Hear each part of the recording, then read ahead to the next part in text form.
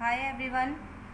आज जो हम टॉपिक स्टार्ट करने वाले थे वो है लॉ ऑफ मल्टीपल प्रोपोर्शंस। इससे पहले मैं आपको दो लॉ प्रोपोर्शनलिटी की पढ़ा चुकी हूँ। तो ये जो लॉ है वो जॉन डेल्टन जो साइंटिस्ट थे उन्होंने दी थी। तो मैं थोड़ा इंट्रोडक्शन दे देती हूँ जॉन डेल्टन के बारे में, ठीक है, ताकि इसकी भी आपको नॉलेज हो जाए। जॉन डेल्टन का जो जन्म था वो 1766 में एक गरीब परिवार में हुआ था। इंग्लैंड की बुनकर फैमिली थी उसमें हुआ था, ठीक है। तो उनका birth in a poor weavers family in England.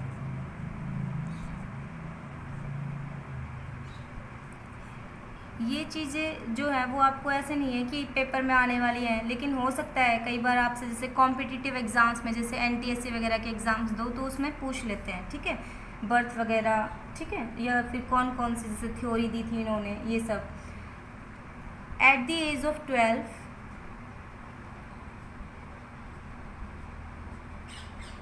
He started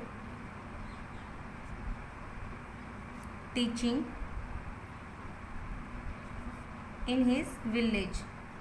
अपने गांव में उन्होंने पढ़ाना शुरू किया था जब वो 12 साल के थे, और उसके बाद 1793 में वो मैनचेस्टर चले गए थे, ठीक है, किस लिए? कॉलेज में पढ़ाने के लिए, कॉलेज टीचिंग। उन्होंने मैटर की प्रॉपर्टी को समझाने के लिए 1808 में एक लॉ दी थी, थ्योरी दी थी, जिसको एटॉमिक थ्योरी ऑफ मैटर के नाम से भी जानते हैं। Atomic theory of matter. और ये थ्योरी देने का उनका पर्पस क्या था कि वो मैटर की प्रॉपर्टीज़ को एक्सप्लेन करना चाहते थे, to explain properties of matter, ठीक है। जो ये एटॉमिक थ्योरी है वो मॉडर्न जो केमिस्ट्री, जैसे मॉडर्न केमिस्ट्री एटम्स की, उसका एक फाउंडेशन साबित हुआ था। कैसे कि जैसे कि कोई स्टार्टिंग होती है किसी भी थ्योरी की, तो उसमें कुछ डिसअपॉइंटमेंट्स भी होती है, कुछ अच्छी चीज़ें भी होती हैं जो कि आगे चलकर एप्लीकेबल होती हैं। तो वो शुरुआत जो थी वो जॉन डेल्टन ने प्रॉपर्टीज़ को समझाने की थी। उसके बाद इसमें और अच्छे चेंजेस आने लगे, और लास्ट में हमें पता चला कि एटम जो होता है उसमें इलेक्ट्रॉन्स भी होते हैं, प्रोटॉन्स भी होते हैं, न्यूक्लियस भी कैसे कैसे रिवॉल्व करते हैं ये जो इलेक्ट्रॉन्स होते हैं। तो शुरुआत इन्होंने की थी, जॉन डेल्टन ने, ठीक है। वैसे एटम्स के बारे में जो आपको अभी जैसे इससे पहले भी आपको थ्योरी पढ़ाई है, सबसे पहले जो थ्योरी, जो फादर ऑफ ये जो मॉडर्न केमिस्ट्री माने जाते हैं वो तो कौन है? एंटोनी लेविज़ायर, ठीक है। लेकिन जो फाउंडेशन माना जाता है इसका वो जॉन डेल्टन की जो थ्योरी है एटॉमिक थ्योरी ऑफ मैटर, वो मानी जाती है, ठीक है। और जॉन डेल्टन ही वो फर्स्ट साइंटिस्ट थे जिन्होंने, Dalton was the first scientist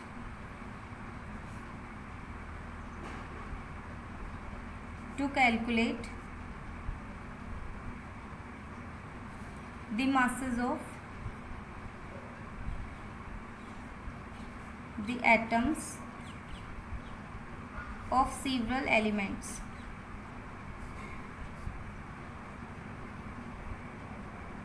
मतलब कि कुछ एलिमेंट्स के एटम्स के मास कैलकुलेट करने वाले वो पहले साइंटिस्ट थे। और उनकी डेथ कब हुई? He died in 1844। ये था इंट्रोडक्शन जॉन डेल्टन के बारे में, ठीक है। अब जो ये थ्योरी है एटॉमिक थ्योरी ऑफ मैटर, उसका ही पोस्टुलेट है लॉ ऑफ मल्टीपल प्रोपोर्शन। हम इस थ्योरी को भी आगे ब्रीफ में पढ़ेंगे, क्या क्या पोस्टुलेट्स थे वो सारे, ठीक है। लेकिन अभी ये वाली जो लॉ है मैं आपको वो समझा देती हूँ कि क्या थी लॉ ऑफ मल्टीपल प्रोपोर्शन।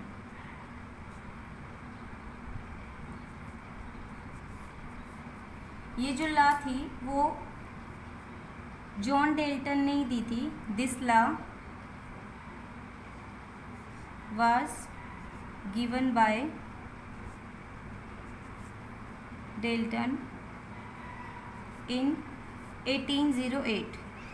और इस लॉ में उन्होंने क्या बताया कि जैसे कोई भी दो एलिमेंट है वो अलग अलग प्रपोर्शन में मिलकर अलग अलग कंपाउंड्स बनाते हैं, है ना। जैसे कि एक फिक्स प्रपोर्शन होता है कोई भी एक कंपाउंड बनाने के लिए, तो वो अलग अलग प्रपोर्शन में मिलते हैं। तो उन्होंने कहा जिस प्रपोर्शन में वो मिलते हैं वो एक सिंपल रेशियो होता है, जैसे कि 1:1, 1:2, ठीक है। ऐसे सिंपल प्रपोर्शन रहेगा, सिंपल रेशियो रहेगा, ऐसे बहुत ज़्यादा जैसे कॉम्प्लेक्स नहीं रहेगा, ठीक है। तो इन लॉ के according to this law, when one element combines with the other element to form two or more compounds, the mass of one element which combines with the constant mass of the other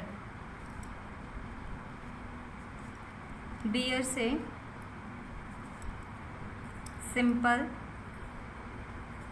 ratio to one atom।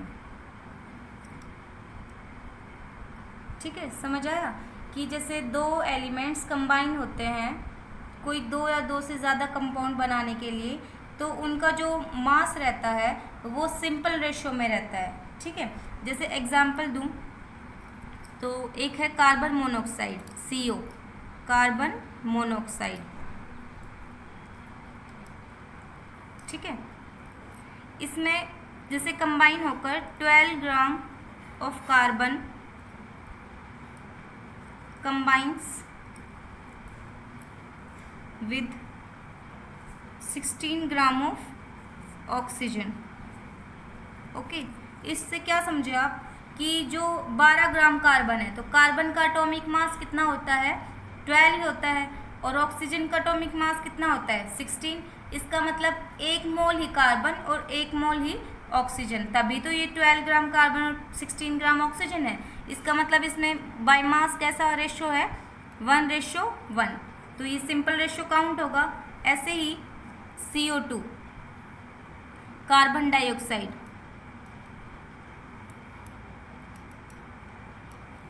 इसमें क्या होता है 12 gram of carbon combines with